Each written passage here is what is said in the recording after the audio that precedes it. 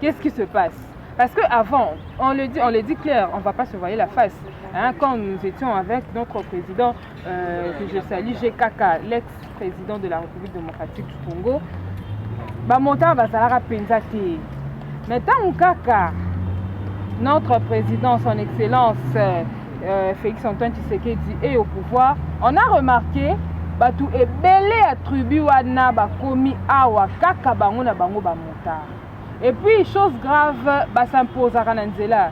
Il faut que me belé pour pouvoir réaliser biso. Développement est solo tout le développement. Congo est bon et bandana pas na biso. Na ce plan là moi je tiningo bilalo bara makambo ya kinbo peto. Aloba kinbo peto. Ya no Kinshasa mopeto, ya no mutema nono za mopeto. C'est ça. Na kati ya Kinshasa 21e siècle. Keko tabat na kaluke. Oleli. Kaluka emboka fumbwa na mwamba. Do bango no so ba fumbwa mikem ki ba fumbwa mikem ki ba fumbwa mikem ki. Pour nini? Musale ate. Francine Lambo limbisa ngai. Question na mituna nango pourquoi est-ce que tous les loups veulent devenir des motards? Bana deux choses balinga ba sala. Moto na bakota na présidence. Pourquoi? Parce que le chef de l'État Aza Moulouba. Bonjour Kinshasa, bonjour Brazzaville, bonjour Canada, bonjour partout ailleurs. Vous êtes en France, Paris, Londres, en direct de Fondasoft, votre chaîne qui vous met à l'actualité surtout sociale. Merci beaucoup le grand professeur Francis Sokibabi, le grand boss des grands patrons, Yende Makambu, voilà. Bienvenue à nouveau dans notre chaîne. Nous allons partager, nous allons échanger. C'est déjà le début du commencement. Comme on le dit, le début du commencement. Et Bandelia et Bandeli. Pour cette première émission, nous allons parler d'un sujet très important. D'abord, la hausse de prix des denrées alimentaires dans la ville-province de Kinshasa. Biloko ezali komata du jour au lendemain na kati ya ville-province de Kinshasa. Premièrement, j'avais dit on va parler des sujets d'actualité. Sujet ami balé to rolobe les ali pour la prolifération ya ba motard na ville-province de Kinshasa. On se pose des questions. Qu'est-ce qui est à la base? Est-ce que c'est parce que Nini échanger quand ou bien qu'est-ce qui se passe? Parce qu'avant, on le dit clair, on ne va pas se voir la face. Hein, quand nous étions avec notre président, que je salue, Kaka, l'ex-président de la République démocratique du Congo, montant Bazara Penzati.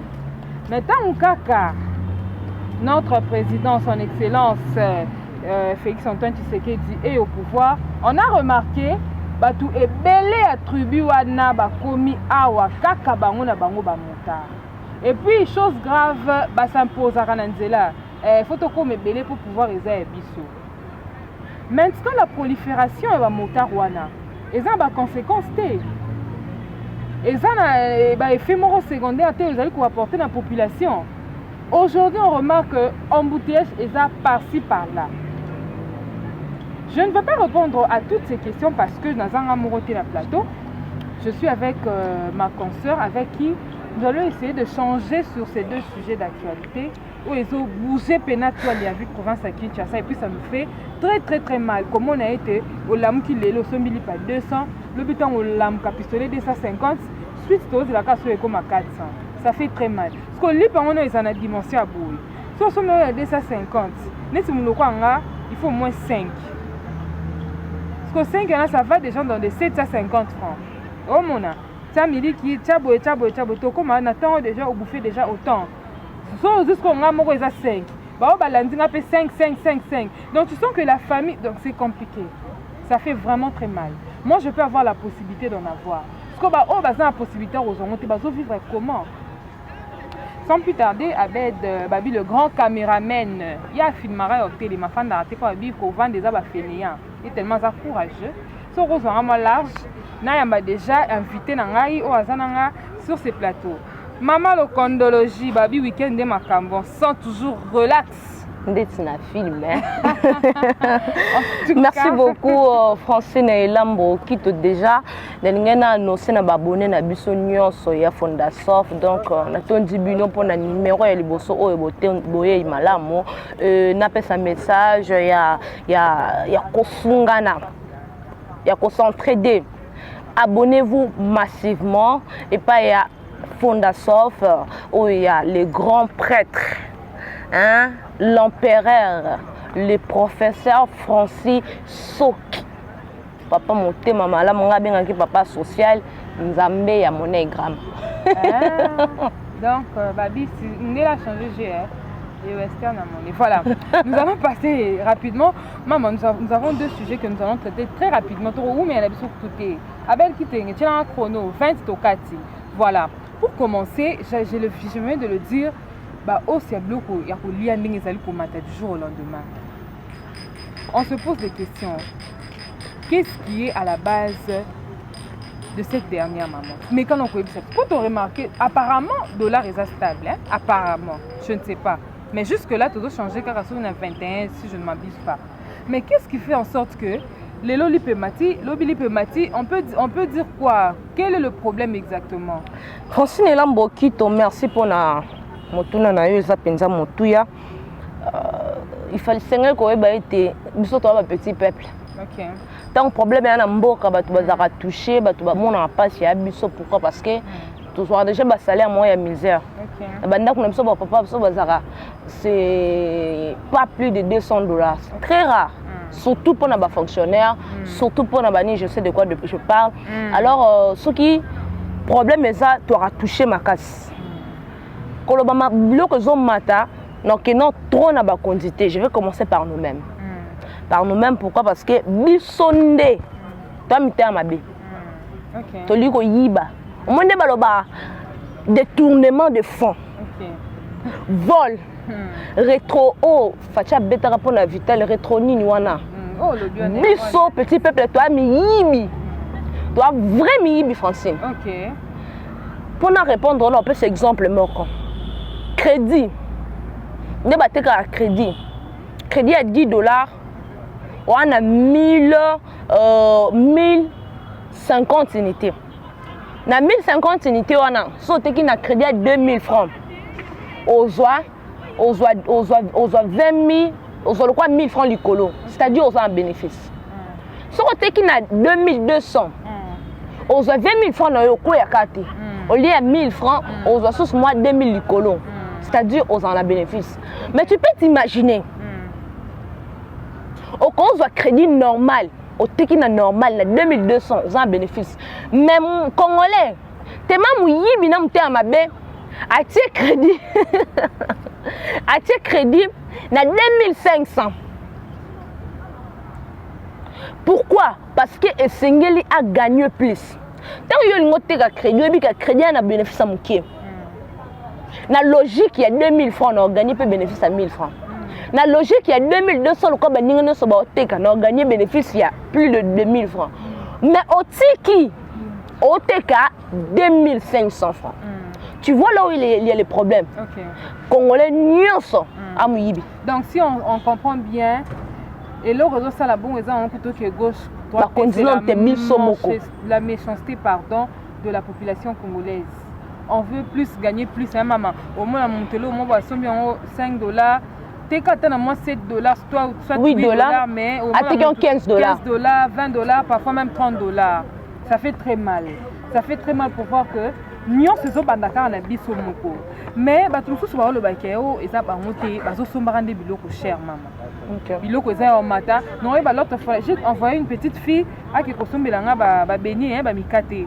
Aïe nango au moins même l'enfant en train de déclarer ah et dada les bénis si c'est devenu petit comme ça bon j'ai essayé de me renseigner mais non maman bisoté farine et au matin. OK. Toi tu ne penses pas que bazo ça lango pas forcément pour leur propre volonté mais bazo tel la paix oh bazo bimisa pour na rosomba.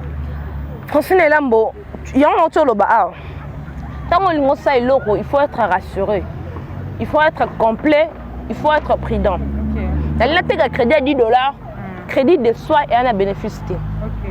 Si on a fond et bello, on bon et bello. Si on a fond qui on bon OK.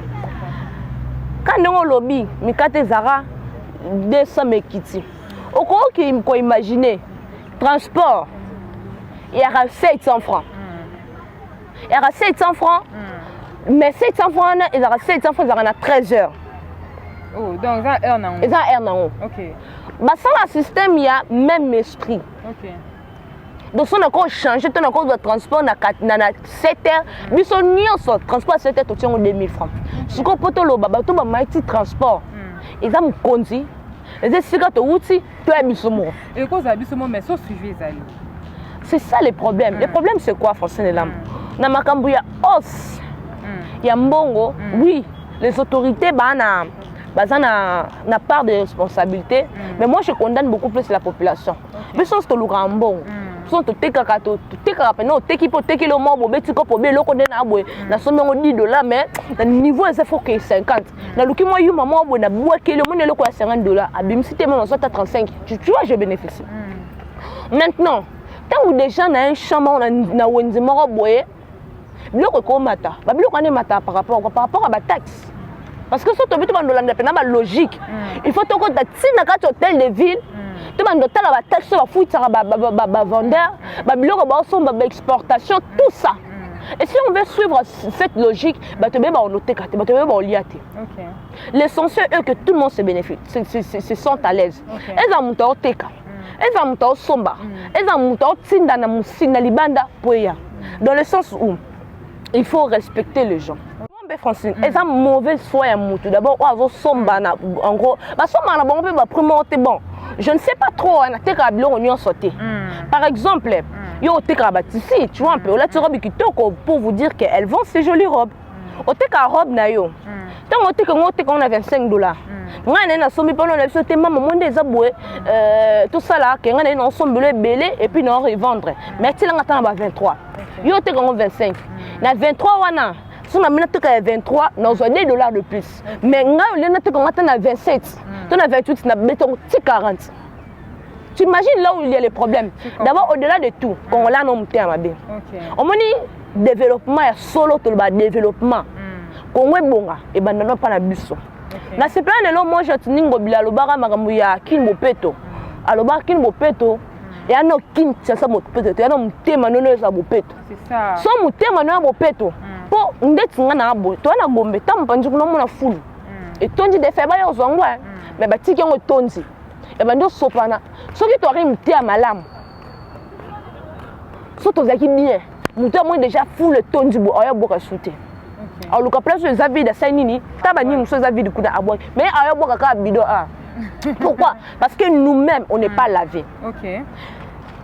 Comment ça va pris to ba prison ya okita et ça biso moko. OK, toi me sira un exemple. Pendant que non un exemple. Pourquoi qu'on dit que $2 et ça 20 000 francs. Mais ce que jour on a changer ba salaire pendant ba salaire ta moni nde ba fanda na die na bangwana. Ba fanda 10 ba bi l'autre changer na 25. Muto so ba $, na 25. Papa maman ato tambol o banda panete yo so mala o so ba na 20. Ton na 18. O ya pas de web so 22. O bi ça 18 to ke pas kuna bati 23. Donc tu comme kuna déjà comme 3 ni 30. On obligation ça ni ozonge siko wuti pourquoi ba frapper yo o mboka oyo batunde bano mitema mabe yo bloko e mata te parce que kuna mata ki e mata parce que ngana ligna yiba yo muto gagner mutie mboka ezo beba te po bloko ezo mata mais mboka ezo beba po mitema na biso eza mabe. Nous sommes très méchants, nous cherchons à gagner plus. Ozo luko bomande kono pourquoi parce que tu cherches à bénéficier plus. Na bino ba bosala ba vente boye. Bomi ebi. On inclut biso sur la carte. Il y a quelque chose que tu peux aider Nini. J'ai participé à une interview, ce que je peux dire, où il y avait un monsieur qui avait des projets, qui était en train d'élaborer ces projets, qui a dit normalement le peuple congolais va souffrir un peu trop. J'aimerais que Nasa Lapna élabore un projet un système que Moutou Oaza a na Kinshasa. Soraza a besoin de la main à Dubaï. À ce moment, on a pris à Dubaï. C'est-à-dire, à ce moment, on a pris à $100. Quand on a $100, on a payé livrer et outil qu'on a payé livrer. Mais ce n'est pas ce qui se passe. Si ce genre de personnes, on suppose 1000 personnes ou 100 personnes, bien sûr, c'est une idéologie. Je ne pense pas que la bloc va tenir à Colate. Vraiment. Le commissaire Colate a le quoi luxe. Et là, à cause de la complexité, mais tout ça, est comme un complexe sur certaines personnes par la façon dont nous sommes en train de faire certaines choses. Chose qui n'est pas bon, chose qui fait très mal. Alors moi, je pense que le gouvernement aussi a quelque chose à faire, a la tâche à faire, à accomplir. Évidemment, Bissonde Toza, mais certes, Maman Sephora, le gouvernement aussi doit appuyer la population, c'est-à-dire, même si Boye Bika et Loko a pris Boye, mais quand même, que ça l'a suivi, qu'on l'a de la peine, on a solo, on a mafia, la corruption, qui sont je sais que ça va choquer la toile, mais le gouvernement, l'andanga, ça l'a reçu conflit. Dans la ligne honte. Pour le gouvernement, on a conseillé au tiers micro baladeur. Sera bouger de Sirazali. C'est très difficile. Au-delà de tout, c'est la petite population qui souffre. Il peut décaisser peut-être $500, sa provision. C'est-à-dire, et matate, il s'en fout. Pour un budget, $500 chez lui, c'est rien. Mais ngande na zaboye. $500, il y a eu combien de mois? Pour la salle, toi 10. Par mois, on a $25. Pour la tire à moi, Mickey, tu comprends un peu? Par mois, on a $25 pour qu'on a $500. Na moi, mon corps. Il y a un peu ça pour 2 ans. Tu t'imagines comment est-ce que la population souffre? Alors que tu t'imagines un pays potentiellement riche. Maman, ce pays est vachement riche. Vachement riche. Il y a une dame qui a quelque part, elle m'a dit Sephora, tu es courageuse, ailleurs, c'est vrai, on paye les gens de $1000, mais ils souffrent pour avoir ces $1000. Okay. Mais ici, on met ta coupe, moi, pas, et c'est aussi 1300. Tu comprends un peu? Et puis 300, ça répond à ma caractéristique, il y a un problème, non? Pourquoi 300? Pour nous, c'est beaucoup d'argent. Okay. Tu vois un peu?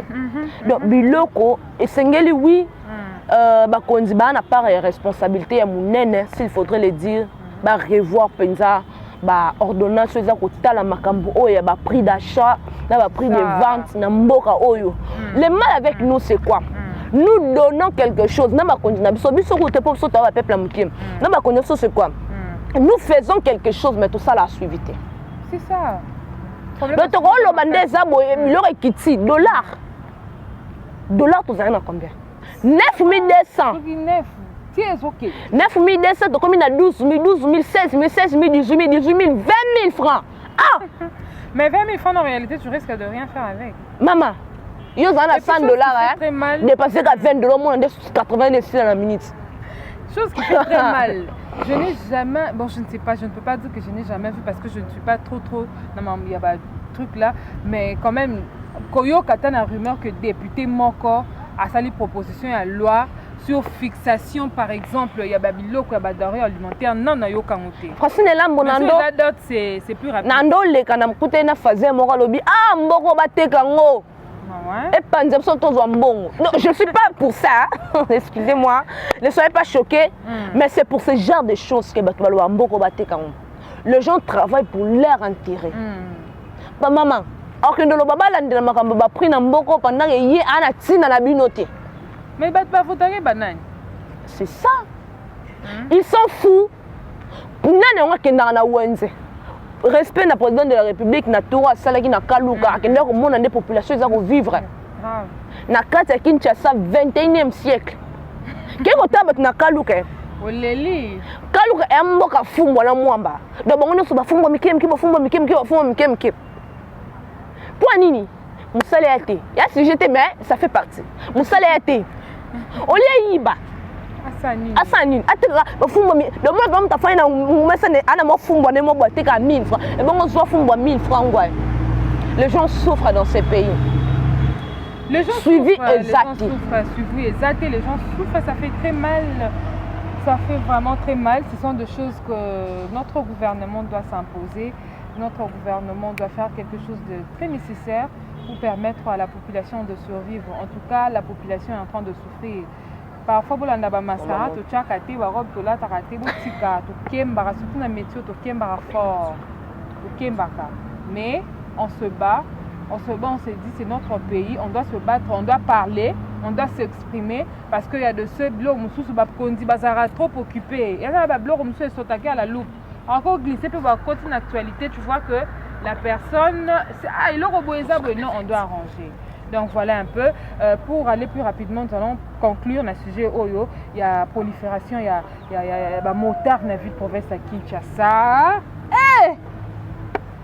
Zambé. Francis, aussi c'est monsieur, la prolifération de motards dans la ville province de Kinshasa, c'est quoi le problème?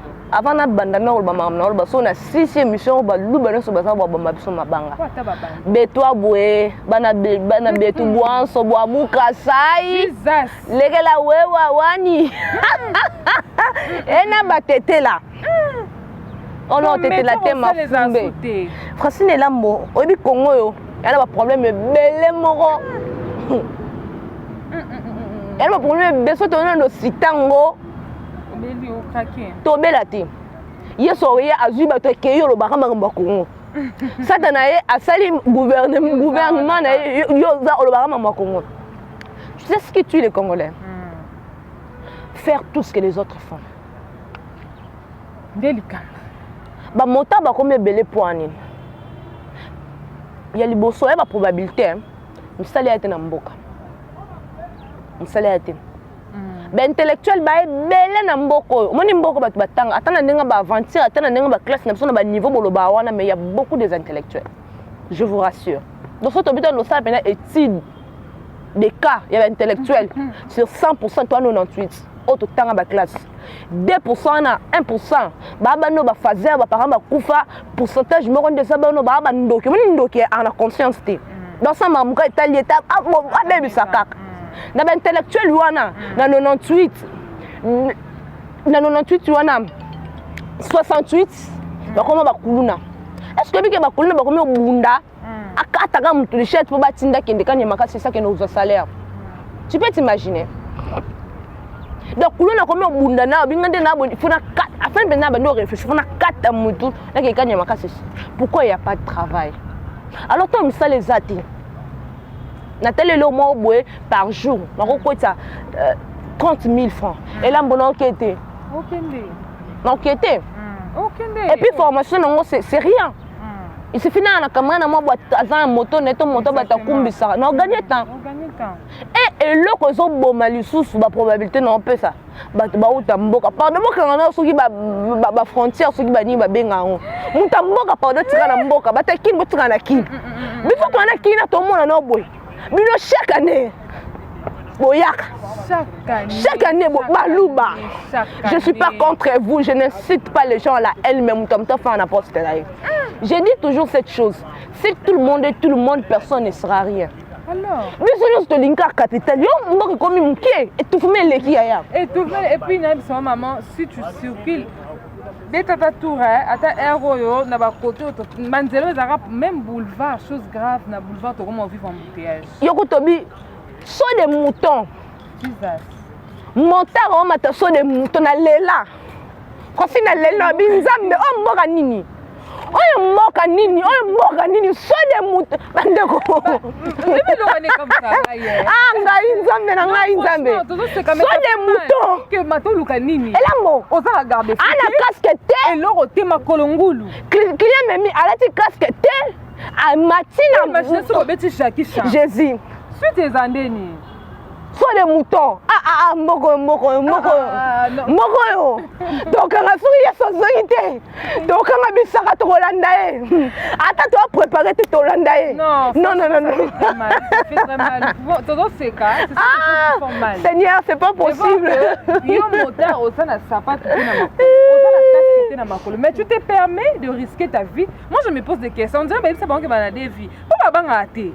Au moins ben eza liboso na ye azana sima mais akota na lidusu nzambe na ngai Congo mentalité où ils a ndenge nini mais si ba lo ba exemple ka biso na pouvoir Francine tu vois na sepela na mon chef de l'état Salara aniata ba monta ba we wa film mutanga azwaka bokonzi o basala désordre balanda yo aniata bango film na sabino lelo so cortège ne le ka ba meka sous terre bala pa donc oh mungala oh muluba ozani no so se retrouver kana sima cortège ya président Fimbu na mafondende. Les gens ne sont pas conscients. Ba motar na biso ya on lo ba muni Congo oh ben intellectuel ba ebele. Na ba intellectuel wana ba msusu ba tanga classe na 5 ans d'université. Oh ya retenir quand zaki 2 mois. Ndazaki na intellectualisme. On se tika dona 5 ans longola 2 mois ya maele. On se tika fufu na fufu. Na fufu wana ndazana ayebi kende na boye. Non. Encore Pachazi pouvoir. Engai Muluba. Bisonde. Tu t'imagines Bangala, Muluba. En tout cas, ça fait très mal. Ça fait très mal. Moi, je pense que s'il faudrait faire quelque chose, député Nabiso, la loi à reproposer na nini yango. Oui. Les lois que vous pouvez proposer na tango kotaraba oui non na bino wana, c'est ça. Pendant la plénière na bino, ce sont des choses à proposer. Je vous assure, motard commis épelé. Moi, j'aimerais vous proposer ceci. Ah, motard on paye banati. Sérieusement. On peut voir des petits enfants à Zokumba moto. Mon amour a des mineurs à Zokumba moto. On ne sait pas qu'est-ce qui se passe. Mikolo Koutou, n'en parlons pas. Nayebi na bamboka mususu. Na bakoko na kacha malbate. Na mama na kwena moto. Nayeba mutamemanga tika na buto ozonga ndako zo wela moto mbudi yaya. Tona kwena ta mutamemanga na leli. Na boyo benga ba parents. Tout ça zoluka mbongo, moyen de vivre. Na boyo benga ba parents. Pomo na yo mateno na moto ndeni. Po moyen ba pesa ta tore za alembi. Ako mukolo. Ça fait très mal. Le gouvernement doit agir. Le gouvernement doit dire quelque chose. Même les motards, là, leur façon de se conduire, on est à Kokumba montant, maman, c'est moni. C'est au ABC. Ah, on a la code de la route. Motard, on a code de la route. A éviter que nous là, on est sengil na leka, on a lekate. Barana ba casquette. Et puis, baba mal éduqué moko. On a coûté le bacoute. Et cette tribune on peut s'imposer. Pourquoi est-ce que Francine Lambo Limbi Sangaï, pourquoi est-ce que tous les loups veulent devenir des motards? Il y a deux choses qui sont moto, na présidence. Pourquoi? Parce que le chef de l'État a Moulouba. Ou parce que classe batanga quand on est deux moments qui a maillé on se tire qui a foufou na foufou. Quand le bien on des hommes. Franchement, ça fait très mal. Nous sommes arrivés presque à la fin de notre émission. Maman Sephora, un mot de la fin. S'il faudrait faire une proposition d'un gouvernement par rapport à la situation à Bamouta, proposition pour le bateau maman député proposer loi tout ça n'est pas la plénière. Il y a pardon proposer nini na gouvernement na biso qu'est-ce que le gouvernement doit faire surtout dans moment où parce que ça en est de trop. Ça en est de trop. Mais on doit quand même parler, on doit dire. Mboko ya katanta na bona kota na gouvernement IGF tianga maboko. Pourtant, on compte de tendance tellement tu rêves trop Francine, on tenait sur en attendant sur à côté qu'on a iba même ça de côté qu'on a pour iba te fait de côté même ça peut qu'on a te lourd na mikel abiso te construire ba vie na biso on tenait sur côté qu'on a te pour so ba côté qu'on a bané ba voter bon bané ba vivre biso ba ton dire faut tu ba petit peuple mais to zara bien na ki petit peuple alors non assiste on kata malo parce que malo ba Francine là ah chez internet comprenez. Pour le mot de la fin, d'abord, Balouba Batete là, Nebi Kebino ka attendait beaucoup de vélo, il y a aussi beaucoup de gens qui parlent en tout. Tu vas fumbo, mais le nom, tu as le mot de fumbo, on regrette. Mwa kuta vraiment il y a biscuit. Et bon pour avoir côté na kati okumba moto. Donc tout dépend, il y a oyo aozwa. Moto, yeba kata okumba moto, c'est ta vie d'abord. Yo mongo bon monota en G. Et puis vie à moto, tata bato maman bato kumbi. Soko bomi ozwa nini. Tantôt a botité, génération ba faut ba yana nzela na ye. Soko katia makola koma bisenga senga na mboko ozwa nini. Boza bino bokumba bien, sala bien, bo batela ba vina mais bo batela pe biso. Et là on a senga d'abord na ba konza liboso. Bolanda na makamba ba monta. Bolanda makamba ba monta d'abord banda ko identifier ba monta nyonso. Pour te le monta ba criminel et belé ba monta. A bouli ne pe bien na moi. na butu ba 22h quand ndanga memio wana ana eloko na mbeline o comme si comme le kiti zana suba kiti bo abotoli biloko zana bo identifier bango bo exiger ba casque de sécurité, c'est très important. Mutako kwa na moto ya panza na mutu casque yana protéger, faut mieux que to panza na tali ko ba kata yo ba tu pe ba komoro ba bala ba so pe ba sala oza bien to panza na mutu kufa ba to za mutu masumo ke no pe li felo so kufa na ba niveau atanza ba tu no saninya te veta no tenga na le ro sa te ba konzi ba soda ya l'état ba pardon ba roulage pour discipliner d'abord ba monter nebi ke ba yo ke la binote parce que likolo déjà ba passe rabino espace t ba respecter rabinote mais quand même bo ça me sent na bino bondima o sala ngo pona bango te mais bo sala ngo pona bino bo linga ngo bo discipliner ba motard ba respecter nzela na bango. Ce n'est pas tous les motards aya na boulevard du 30 juin ou soit na boulevard Munene. Logiquement ba moto za ba nzela mo ndeti ba ki mpese ba ki santu ba kaluka tu vois ba nzela bongo o ezake mabele se planer ata koi asa choc te o mona na tongo bo embouteillage o lieu o mona yo mona embouteillage mutu ke ba kamé tongo tela liboso kuna ande ba montard bo ça na bino kitoko. En tout cas, on ne compte pas de monter bien. Et on a insisté sur le criminalisme, sur le criminalisme et le monteur. Le monteur est belé, même ça, il monte pour la boutou, là, tu peux dire à l'équipe, imagine, ça émission, tu peux dire maquillage, elle est plus équilibrée. Non, sans déni. Pourquoi? Parce que, on dit, c'est même comme la bonté. Donc, vous avez non. Bon, sunga penza biso to bomba ba vina biso ya ko identifier d'abord ba monta ya ko zongsa bango na nzela ya ko rééduquer bango. Pourquoi il y a pas un papier qui notifie que o ko za na monta ndenge Francine Lobaki? Pourquoi il y a pas de l'ordre au baby que âge o ko kumba moto te ba monyo afa ba kangono ba boteli moto ba nia kulo fimbu on dit na fimbu au foutaman na sebele ba yesu na moto te. Pourquoi? Parce qu'il y a pas d'ordre, parce que l'essentiel pour eux, à Kangyo, il faut 10 000 francs. Voilà pourquoi tout le monde est devenu montard. Et en ce moment, on risque entre vous battre la banane bateau, ça a bien ma casse. Voilà, c'est presque tout dit. Je n'ai pas assez de commentaires à faire. Vous nous avez suivis depuis le début de l'émission. Nous avons parlé des sujets d'actualité. Pour rappel, peut-être des gens sous nous avons parlé de la hausse des prix des denrées alimentaires dans la ville province de Kinshasa et puis nous avons parlé de la prolifération de motards dans la ville province de Kinshasa. Le cause, les conséquences, nous avons parlé, ça va être suivi, c'est pour donner ses idées. Chaque personne doit être à sa place. En ce qui concerne hausse et prix à denrées alimentaires, Congolais, on est en train de souffrir. Et ça, c'est que l'érosion, on est l'euroboyo, bon, ma prix, car après, on a un bénéfice, ma casse, on doit s'aimer, on doit être unis, on doit s'entraider dans le il y a un monde pour permettre à avancer. Le gouvernement aussi, à sa part, il y a qu'à maintenir Kolandela, ni prix, ni fixé na biloko nini. Parce que apparemment, on ne sait pas, il n'y a pas de l'ordre. Mukondi moko ope sa ordre na mukondi alandi. O alandi papa si na ordre na o alandi. O alandi papa si ordre. Géologie des présidents c'est Kinshasa. On ne sait pas. Alors que ceux qui ont mukondi numéro 1 au maintenir au s'imposer, ba o bazawa na ba robanga. En ce qui concerne ba motard, papa, yum to kumara moto mona ke yondo simba vie.